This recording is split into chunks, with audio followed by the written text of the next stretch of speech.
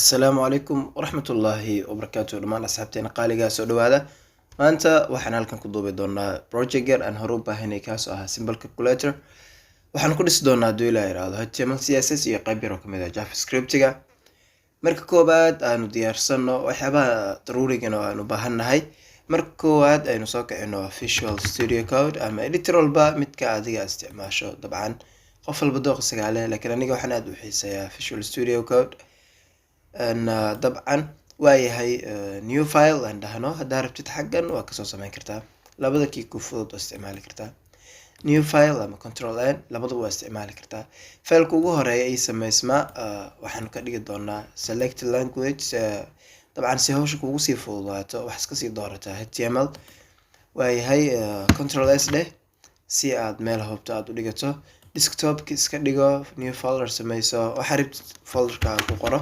dabcan ani calculator ayaan ku qoranayaa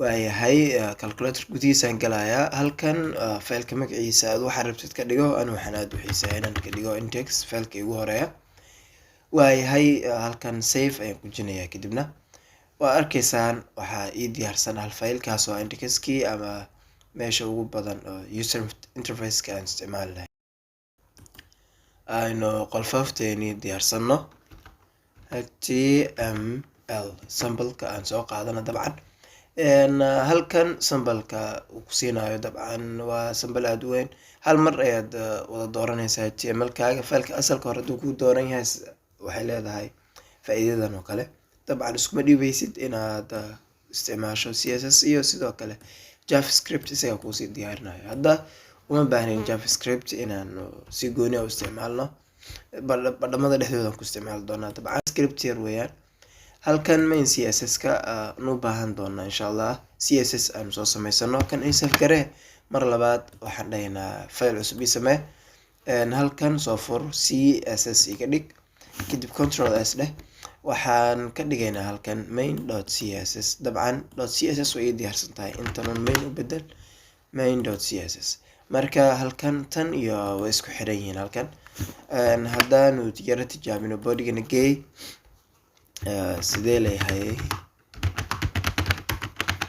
qaraabo oo kale iskaga qor waayahay kan ii minimize garee desktopka waan joogaa dabcan aanu yara kicino dabcan wuxuu ugu furmayaa Firefox adoo midkaa doontid waad ku isticmaali kartaa hadduu ilaahay karaan noqdo dabcan waa arkaysaa inta wuxuu soo qoray sidee leeyahay qaraabo inay isku xiran yihiin kala saan u tijaabiyo waxaan sameynaynaa markaa colorka ayaan u yara duweynaa halkan waxaan dhahaynaa all amaba body sida kugu fudud oo kale qofba suu u fahmi karo background waxaa ka dhigaynaa background color ama nooca rabtid u isticmaal brown oo kale iga dhig save garee deetana browserkaagii tag refresh garee kadibna waa arkaysaa CSS-ka iyo waxa ay haystaan dabcan failkii HTML marka ugu horeysa halkan aanu kasoo shaqeyno tan waan iska tiraynaa hadduu ilaa yiraahdo waayahay marka aanu iska tirno waxaan sameyn doonaa insha Allah aanu abuuri doonaa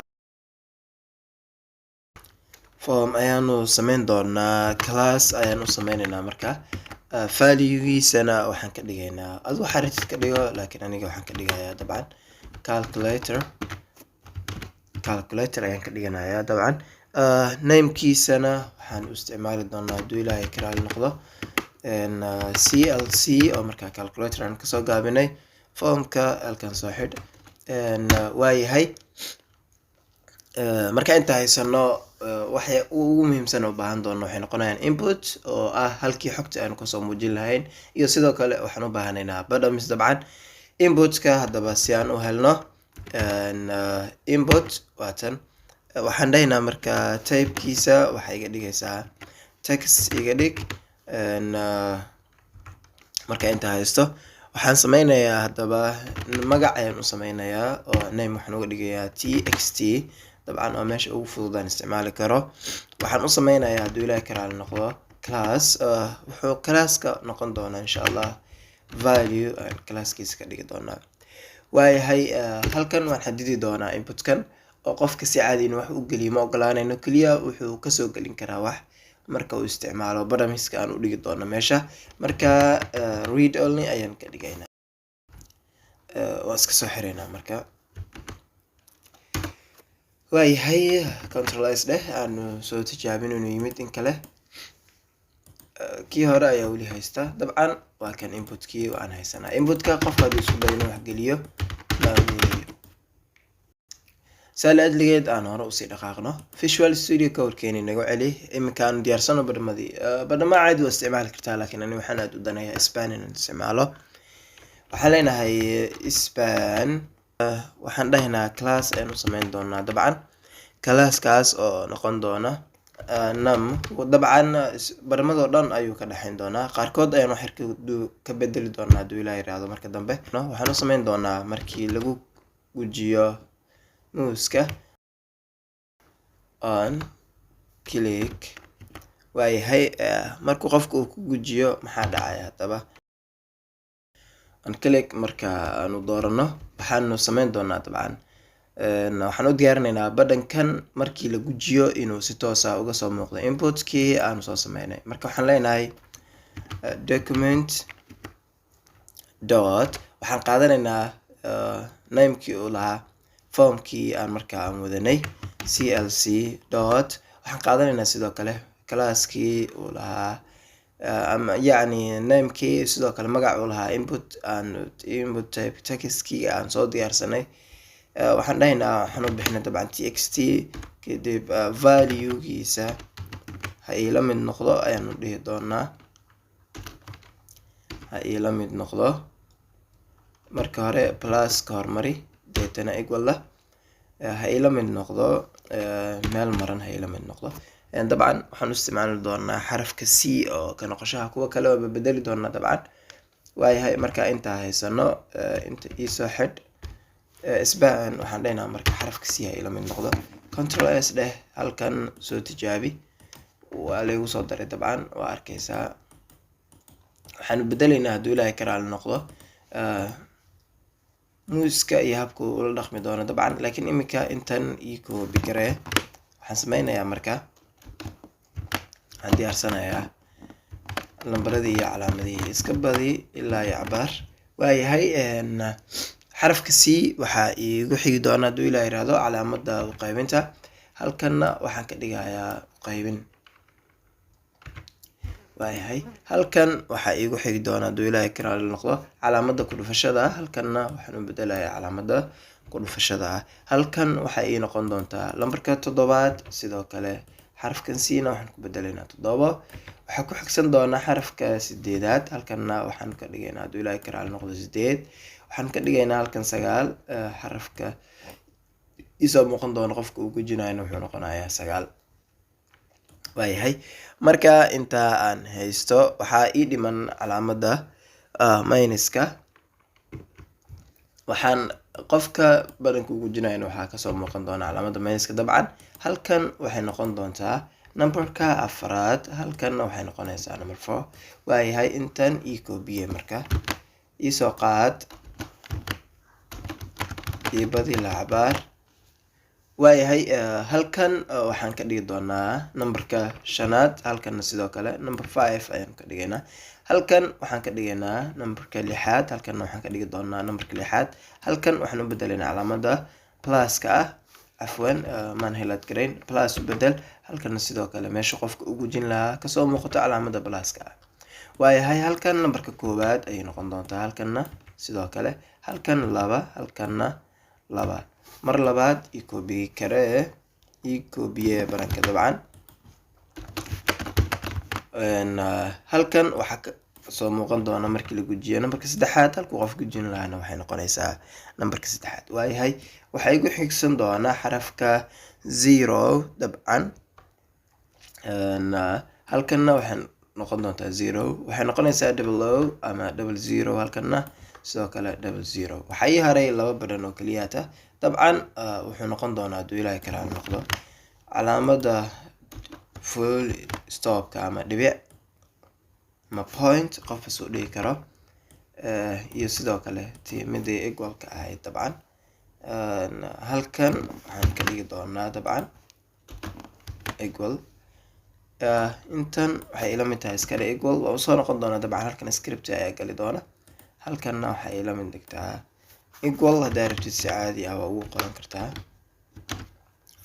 kartaa haddaa rabtid calaamad keligeed waa ka dhigan kartaa waayahay waa mahadsan tahay intan ii saf garee browserkana gee aan hubin haddaba wax meesha inoo yaala waa arkaysaan markaan meel kamida gujiyo waxaa halkan kasoo muuqanaya numberkii laakiin ma tirmayo dabcan waa tiri doonaa designka marka hore aanu ku horumarna insha allah waayahay marka koowaad waxaanu ka bilaabi doonaa css keena waxaanu dhahaynaa marka koowaad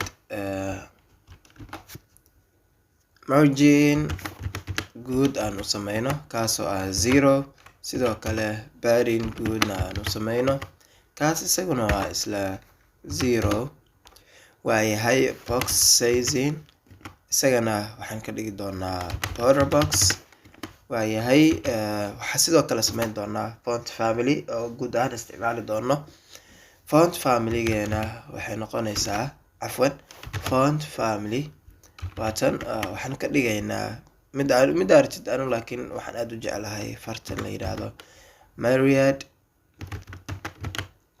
Myriad Pro midan ayaan aada u xiiseeyaa dabcan qofka laakiin nooc doono waa uu ka dhigan karaa waayahay halkan aan soo aadno baadigii aanu u sameyno isagana style marka koowaad waxaan dhahaynaa displayga waxaad nooga dhigaysaa flex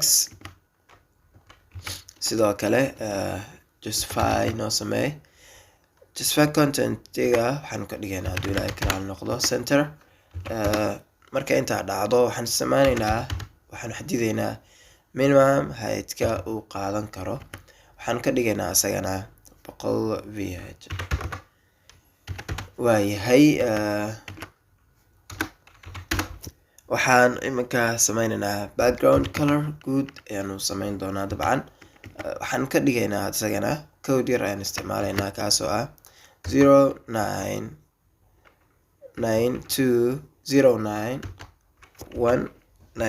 0992091921 midkan ayaanu isticmaali doonaa dabcan control s dheh nagey halkan aan refresh garayno markaa waa arkaysaa colorkan indhaha dabcan uma darna indhaha aada ugu fiican yahay waayahay aanu imaano markaa formkii aanu imaano marka koowaad halkan ayanu kasoo bilaabina formka waxaa kalaasino ah dabcan calculator aan soo koobiyeyno halkan aan keenno deetan aanu sameyno style position waxaan ka dhiganaynaa dabcan relative ayaan ka dhiganaynaa hadduu ilaahay karaal noqdo relative positionka relative waayahay displayga habka usoo muuqan doonaan badhamadaasi waxaan ka dhigi doonaa grid ah waayahay cursorka waxaa iga dhigtaa mar haddii formka lasoo dhex galo pointer iga dhig isagaa doortay dabcan control s dheh marka intaa haysano aan save garayno halkan aan imaadno halkan keeda marka grid waa kan oo waa ay noqotay dabcan waa arkaysaa cursorkiina wuxuu iska bedelayaa mar haddii aad halkan soo gasho pointer isku bedelayaa waayahay aan wada socono dabcan intan iisoo qaad marka iisoo qaado imika waxaan ka shaqeynaynaa textkii waxaan dhihi doonaa value ayuu wataa dabcan iisoo koobi garee halkan imo dot value waxa uu ila mid noqon doonaa hadduu ilaahay ka raali noqdo grid columnka aan hagaajino waxaan ka dhigi doonaa 4 span 4 ayaan ka dhigaynaa dabcan badhamadu waxay isugu aadi doonaan qaab 4 ah waayahay span 4 marka aan niraano halkan waxaan iminka u baahan doonaa mid walba heightka uu yeelanayo dabcan waxaan ka dhigaynaa 70 pixel marka inta aanu haysano waxaan diyaarinaynaa text align-ka yeelan doonaan waxaan ka dhiganaynaa right dhanka midig isugu tagaan waayahay border ma u sameyneynaa maya nan ayaan ka dhigaynaa hadduu ilaahay karaal noqdo outline-kana sidoo kale outline-kana waxaan ka dhigaynaa nan hadduu ilaahay karaal noqdo waayahay padding amaba inta ay kala sikanayaan badhamada waxaan ka dhigi doonaa 10 pixels ayaan ka dhigi doonaa hadduu ilaahay yiraahdo. Font size ayaan u samayn doonaa. Font size ayaan u samayn doonaa kaasoo ah 15 pixel. waayahay marka inta aan haysano control s aan iraano waxaan samayn doonaa markan span grid span mid walba oo kan kamid ah waxaan u samayn doonaa marka cabir khaas ah. waayahay mar labaad intan isoo koobiye halkan imo waxaan dhahnaa marka span i raaci. waayahay display waxaan ka dhigan doonaa hadduu ilaahay yiraahdo grid ayaan ka dhigan doonaa. widthga uu mid walba yeelan doono waxaan ka dhigi doonaa hadduu ilaahay karaal noqdo 60 pixel. sidoo kale heightka uu yeelan doonana waxaan ka dhigaynaa 60 pixel. waayahay color dabcan u samayn doonaa. colorka kasoo muuqan doona wuxuu noqonayaa white oo waxaan isticmaalaynaa dabcan code FFF 3F raaci. waayahay marka inta haysano badhamada waxaan samayn doonaa background color kaasoo noqon doona code 0C2835. waayahay marka inta haysano place items aan dhahnaa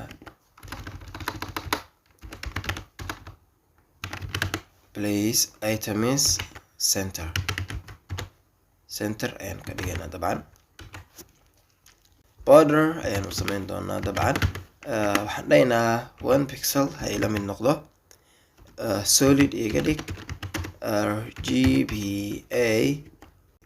waayahay kan koobaad waxaan ka dhigaynaa 0 kan labaad waxaan ka dhigaynaa 0 kan kale waxaan ka dhigaynaa 0 kan kale 0.1.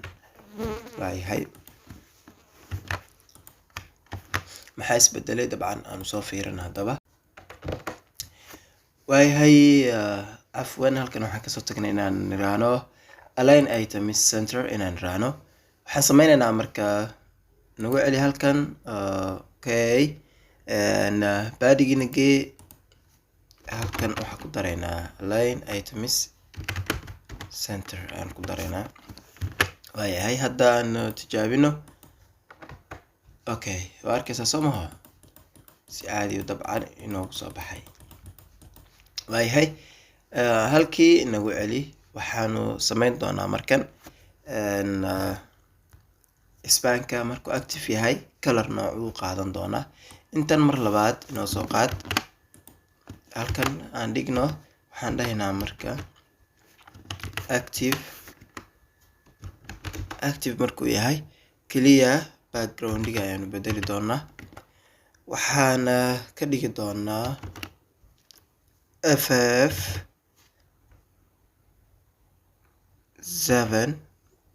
7P25. waayahay markuu active yahay noocaas inoo noqdo. color waxay noo siisaa dabcan 111. waayahay aan safe dhahno ma arkaysaa colorku isbedelaya marka click marka hore colorku isbedelay sidoo kale waxaa isbedelaya numberka colorka uu wato background colorkiina waa ka isbedelay. waayahay halkan nagu soo celi halkan markan waxaan samayn doonaa xarafkan sida ayaan waxaan ka bedeli doonaa dabcan colorka spacekana waan u badin doonaa hadduu ilaahay karaal noqdo oo waxaan rabnaa inuu intan isla wada qabsado si toddobadani waxaan halkan ay noogu soo gasho. waayahay marka ugu horeysa waxaan tagi doonaa halkan waxaanu isticmaalaynaa intan isoo qaad. waayahay marka hore clear waa kan aan ku darno magac cusub aan ku garan karno isoo qaad intan halkan ikeen dot clear ka dhig. waayahay waxaan dhahaynaa marka koobaad grid columnka uu yeelanayo waa kanaan dabcan waxaa ka dhigaysaa span 2 oo labo boos isku qabsado waa kaligiis. haddii aan safe iraahdo waa arkaysaa soo maha kan laba space uu qabsaday oo godkan kale waan u ballaarinayna oo keliyata laakiin 7 8 9 sida caadiga ah lambaradu isdul fuuleen waayahay waxaan kaloo ku dari doonaa duulada karaal noqdo width ayaanu samayn doonaa waan ballaarin doonaa width waxaan ka dhigaynaa hadduu ilaahay yiraahdo 120 pixel marka hore 60 uu ahaa maadaama double uu noqday iminka double ayaan ka dhigi doonaa waa arkaysaa spacekii waa uu wada qabsaday waxaan u samayn doonaa background color oo colorka noocan inuu ka yara duwanaado ayaan rabnaa waxaan dhahaynaa halkan background colorga code ayaan isticmaalaynaa kaasoo noqonaya 86AF49 midkan ayaan dabcan u isticmaali doonaa hadduu ilaahay karaal noqdo waayahay hadda aan tijaabino waa kan color cusub ayuu qaatay waa arkaysaa sooma color ka yara muuqda meeshii ayuu qaatay waayahay laakiin hadda wax shaqaa ma qabanayo dabcan shaqadiisa waa usoo noqon doonaa hadduu ilaahay karaal noqdo calaamadan balaaska ah waxaan sameynaa halkan inaanu ku ballaarino iyadana aan columnska ay qaadanaysa laba inaan ka dhigno marka halkan aanu height u sameyno ku dheerayno waayo iminka waa arkaysaa 0 ay halkan raacsan 0da inay halkan timaadaa la rabaa calaamadda goolkan halkan ay tagto idan labadan god waxaan siin doonaa calaamada balaaska ah marka waxaan sameynaynaa marka hore intan inoo soo qaad oo ah formka class namekii formka uu lahaa halkanna keen calaamadii balaaska aaway dabcan waatan intan waxaan ku daraynaa plus oo keliya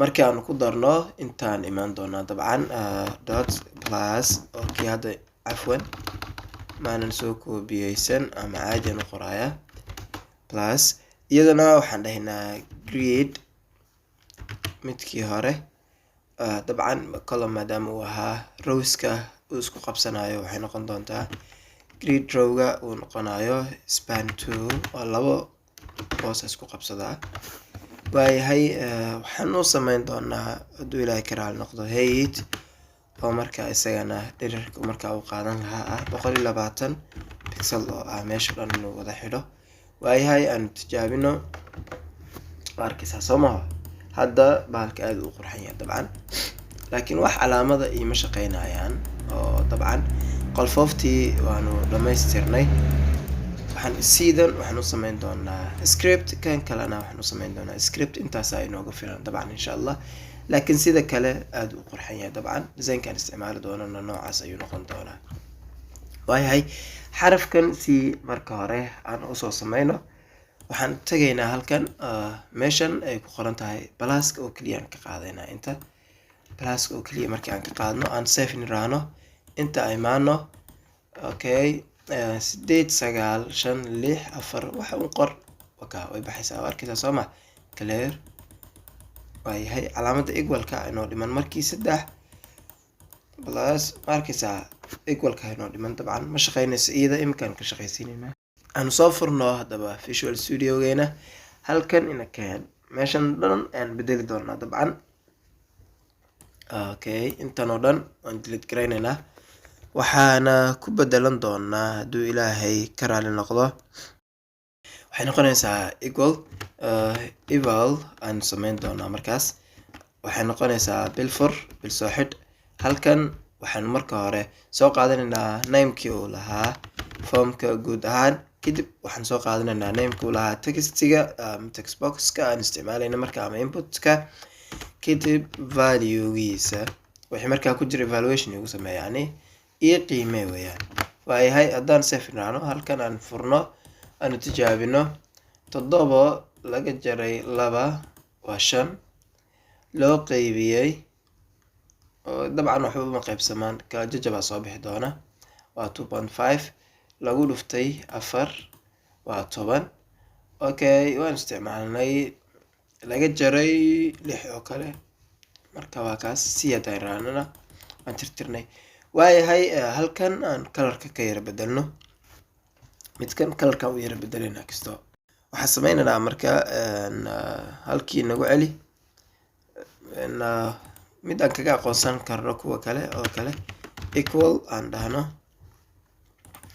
noo soo qaad halkan keen marka hore inoo sii dhig oo soo noqon doonaa kan inoo soo qaad dabcan halkan noo dhig kasiko markan class name sida ka dhig waayahay kaliya background-ga bedeli doonaa background color wuxuu noqonayaa code la isticmaali doonaa 03b1 ff kaasaan isticmaalana dabcan sidan ayuuna kusoo baxay halkan waxaa noogu soo gabagabaysmay projectgeeni waadna ku mahadsantihiin insha allah